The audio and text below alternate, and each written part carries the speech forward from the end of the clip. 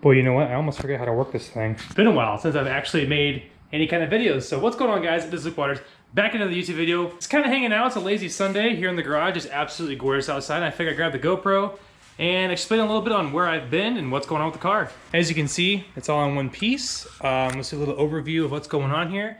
255 Lincoln filter pulley, got a hob switch for an auxiliary fuel kit, and got slightly bigger brakes and different wheels. So actually a lot's happened these last few months with the car. I was trying to get it running for Street Car Takeover, and those of you guys who don't know, swapping pulleys on an LSA blower is very tricky. And if you're not careful, you could ruin a snout, like I did. Here's the old snout. Yeah, this thing's seen some freaking abuse because the pulley didn't want to come off. As you can see, or hear,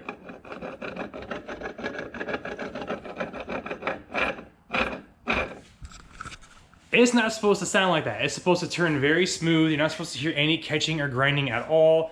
And that for me was about a month holdup on trying to find somebody who just had a snout for sale. Luckily, I found a guy on the LSA spot pages, got me a new snout, had it machined down from Lincoln Felter, and got me a Lincoln Felter pulley with hub. All is well. So that was the first hurdle I had to get over. The second hurdle was the brakes, and let me show you these rotors and how fried they were. That's not dirt, that's literally warp and grooves. So what happened was I wanted to put GA brakes on this because I wanted to fit a smaller tire up front for a drag setup. So what happened was I went to Rock Auto, I ordered some GA brakes. They came, turns out they were V6 ones, but they still fit. So I ran them knowing they weren't gonna last very long. But when I did this, I wasn't planning on boosting the car yet, so I was like, well, it's not gonna make that much power. I'll just leave it N8, it'll be fine. But adding boost to it and doing multiple hard stops at high speeds, those rotors were shot within, I think, a week of having the blower on. And they had to go, and I wasn't really comfortable driving on those. So I ordered some AC Delco GA GT rotors. Luckily, the calipers were the exact same, so it bolted right up, which worked out pretty well, and I could reuse the pads. The pads were in pretty good shape. Just sanded them down a little bit, threw them on, and voila, we got brakes again. As for the wheels, so the DSX auxiliary fuel kit, brand new, is about $1,000. And I didn't really want to chuck out $1,000 towards the fuel system. I know I'm sounding really cheap for considering I'm making about 700 horsepower now, but I really wanted to get a way to wheel and deal and get a cheaper kit. Mosquitoes. So what I did was I went on Facebook, went to a couple of different pages, I said, hey, does anybody have a used DSX aux kit for sale? Funny enough, the owner of Boost District happened to have one. He wanted like 300 bucks for it.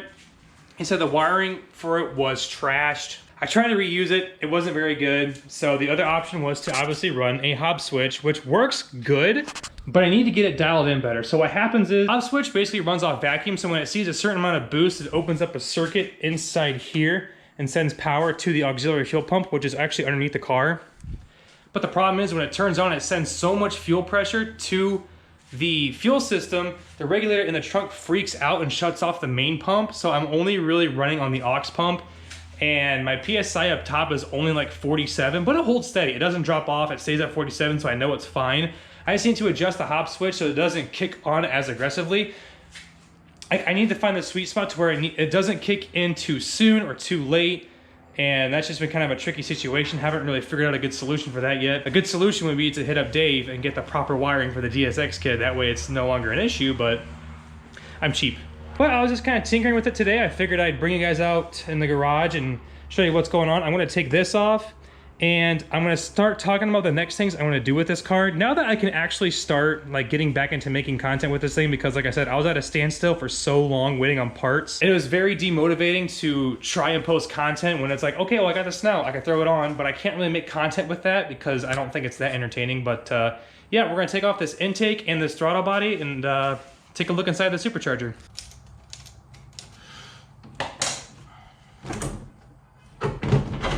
Super simple. Okay, now that that's off, we just need some 10mm bolts. You know what? There's not that much gunk buildup. I'm a little bit surprised. I figured there'd be some more because I don't really have a catch can coming from out here to the valve cover, but it's pretty clean. I'm a little shocked. The throttle body is off. Has anyone out there ever heard of Jet Performance? Kind of a ghetto company, but this throttle body actually is doing some good work. I want to port this guy. I want to smooth out these little grooves on the side. Then that little bar that goes across, I want to flatten that out. Apparently that's a really easy way to make some good power out of these throttle bodies. A little bit of airflow. Then inside the supercharger, yeah, we got a little bit of buildup inside here, but let's get a flashlight and take a look. We got a little bit of oil buildup there to the left. But other than that, it's pretty darn clean, boys. So like I said, man, this Amazon catch can is doing some good work. It's keeping the supercharger nice and clean. I'm not sure what's underneath the lid. I'm not gonna pull that off today. Just wanna get the throttle body off just to make sure everything's looking okay. And actually, I mounted the throttle body upside down and it was rubbing right here, like it wasn't opening and closing properly, and it wore it down a little bit. That's kind of crazy, isn't it? And this guy, I'm thinking about getting it reworked. I want the same kind of design, but I want this to be a little bit longer so it can get down into here and maybe make it like a 4.5 inch to get more airflow. But yeah, guys, just a quick update for you. More content coming soon. I want to do an ice tank, and I want to do, like I said, I want to port the snout, port the throttle body, try to squeeze a little bit more power out of this car. It's been running really, really solid lately, so I don't want to do anything too drastic. The car has actually done pretty well for just literally bolting on this blower to the car and doing nothing else. Like I said, I'm stock heads, stock bottom end.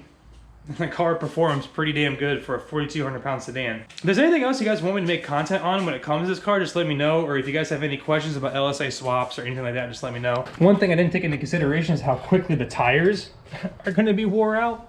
They're just a little sketchy. Obviously, all-season tires on a 700 horsepower car is not gonna be the smartest thing, but I need to get a drag pack. They're just, like I said, stuff's expensive, man.